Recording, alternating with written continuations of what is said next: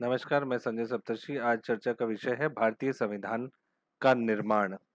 भारतीय संविधान के निर्माण हेतु कैबिनेट मिशन के तहत संविधान सभा का गठन किया गया था, परंतु इससे पहले 1895 में संविधान सभा के सिद्धांत का सर्वप्रथम जिन्होंने दर्शन प्रस्तुत किया था वो तिलक थे। उन्होंने स्वराज्य विधेयक के माध्यम से अपनी संविधान सभा के गठन की बात कही थी। 1922 में गांधी जी ने कहा, भारतीय संविधान भारतीयों की इच्छा अनुसार ही होगा। औपचारिक रूप से संविधान सभा के विचार का प्रतिपादन सर्वप्रथम एम.एन. राय ने किया था। भारतीय संविधान सभा की प्रथम बैठक 9 दिसंबर 1946 को नई दिल्ली स्थित काउंसिल चैम्बर के पुस्तकालय भवन में हुई। सभा के वरिष्ठतम सदस्य डॉक्टर सच्चिदानंद सिन्हा को सभा का अस्थायी अध्यक्ष चुना गया। 11 दिसंबर 1946 को डॉक्टर राजेंद्र प्रसाद को सर्वसम्मति से सभा का स्थायी अध्यक्ष तथा बी.एन. राव को संवैधानिक सलाहकार नियुक्त किया गया था। संविधान सभा की कार्यवाही जवाहरलाल नेहरू द्वारा 13 दिसंबर 1946 को प्रस्तुत उद्देश्य प्रस्ताव के साथ प्रारंभ हुई। उद्देश्य प्रस्ताव को 22 जनवरी 1947 को स्वीकृति मिली। इस प्रस्ताव में कहा गया था कि भारत एक पूर्णतया स्वतंत्र एवं संपूर्ण प्रभुसत्ता संपन्न गणराज्य होगा। वह अपने संविधान का स्वयं निर्माण करेगा। भारतीय गणराज्य प्रांतों और देशीय राज्यों का संघ होगा तथा भारतीय संघ और उसके राज्यों में समस्त शक्ति का मूल स्रोत जनता होगी। इसके साथ ही नागरिकों को सामाजिक, आर्थिक तथा राजनीतिक न्याय, स्वतंत्रता और समानता की गारंटी तथा अल्पसंख्यकों एवं पिछड़ों के लिए विशेष रक्षा के उपायों का संकल्प भी व्यक्त किया गया।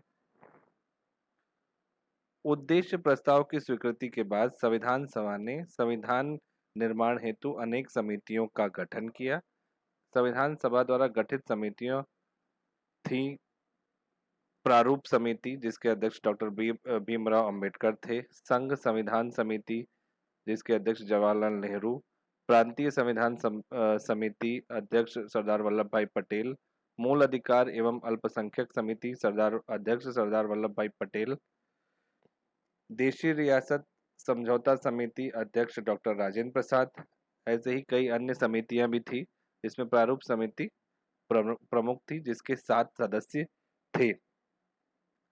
संविधान निर्माण के लिए संविधान सभा की परामर्श समिति ने सर्वप्रथम 17 मार्च 1947 को केंद्रीय तथा प्रांतीय विधानमंडल के सदस्यों को संविधान की प्रमुख विशेषताओं के संबंध में उनके विचार जानने के लिए प्रश्नों की सूची भेजी तथा संविधान सभा के सदस्यों को संवैधानिक पूर्व दृष्टांत के नाम से विश्व के विभिन्न देशों के पूर्व दृष्टांत 3 प्रतियों में प्रदान किए गए।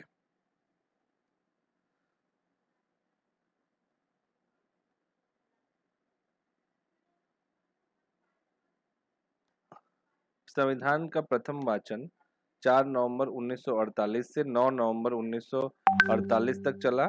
दूसरा वाचन 15 नवंबर 1948 से 17 अक्टूबर 1949 को तक चला। दूसरे वाचन में संविधान के प्रत्येक खंड पर व्यापक विचार विमर्श किया गया। तत्पश्चात लगभग 7,700 संशोधन प्रस्तुत किए गए, जिसमें लगभग 2500 को स्वीकार किया गया।